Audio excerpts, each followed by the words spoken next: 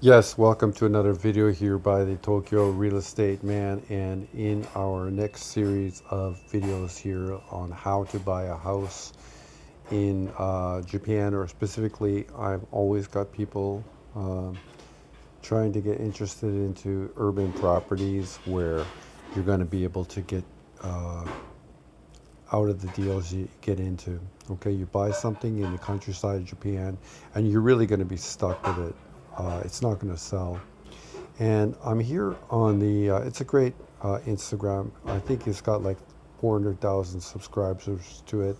And a lot of people around the world follow it. And I think it's just great. And this little listing up here on the Instagram came up. And this house is in Itabashi City, Tokyo, which is on the northern edge of Tokyo, just before Saitama. And I thought we could look at it for a second. Now, it's obviously probably a 50 or 60-year-old house here in Itabashi, and we'll look at it right here. You can see it's pretty clean, but it's going to be old. There's some weaknesses to it that as I always mentioned in the other videos, you want to buy things that are approachable to the Japanese upper middle class. And you see these doors right here, they're going to be very low. So you're going to need to, if you have the ability to reframe a door, I think that's very important. Probably this staircase here, this piece of wood right here, is probably too low as well. People are taller now than they were in the 1960s in Japan. So there's certain unattractive features. Just remember, right, the Japanese marketplace isn't always interested in getting real estate for an investment. Is looking for the real estate they need for their life.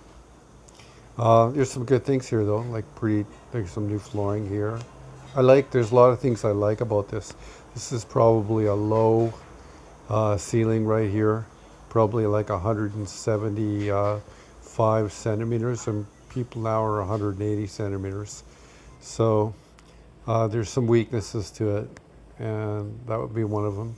But it looked pretty clean. There's a lot of things I do like about it. I like the price, pretty good light. We don't know what's out there. There's lots of things we don't know. We have to extrapolate from when we're looking at a listing like this. Uh, there's a lot of things I like here. This kitchen right here, you have to have the ability to redo this kitchen. It's probably too low. Okay, people are taller. So when working on the surface, this is a pretty easy job to do, to redo a kitchen though. This is not a difficult job. You could even recycle that sink right there, put in a new faucet and stuff like that. It's not that hard to do. It's not that hard to raise this kitchen. You could raise these pipes here as well on top of that top sort of shelf right there behind it. There's lots of things you could easily do to improve this, but that's a feature that while you're living there, that you could easily redo this kitchen. I could redo that in a month, like just in my spare time, and it would look very nice. Yeah, this kind of stainless steel tub is not very popular in Japan, but I happen to love these. So if you see something like this, you see this front face where the blue is right there. If you're very good at tile work, you can put on some beautiful tile work. And these stainless steel tubs are just beautiful. They're not in style right now, because the Japanese real estate industry is dominated by the sort of plastic Panasonic designs. But there's a lot of things you could do, like probably you see right there, the tile in the bathroom only goes halfway up. But if you're very good at tile work, you could easily redo this bathroom uh, over even a week. I could do this all in a week and come up with a very good design. Tile work is hard work, hard, dirty work, but it's also very pleasurable. And if you were just to put some beautiful tiles or a tile design on the front surface of this tub, it would be very attractive. I've done it before. And this is the real potential. You know that I'm very, Japanese word shitsukoi, like I'm very persistent and insistent on this, but this listing probably doesn't have any parking, and that's why it's not for sale. We don't know, like it could be that it's stuck on this little small street that's trapped and you can't fit a car in. Okay, and if you can't fit a car into it and uh, there's no parking space for a family, it's not going to sell. So my guess is that this house is stuck on a very small street where the cars can't get on, so you don't want to get that.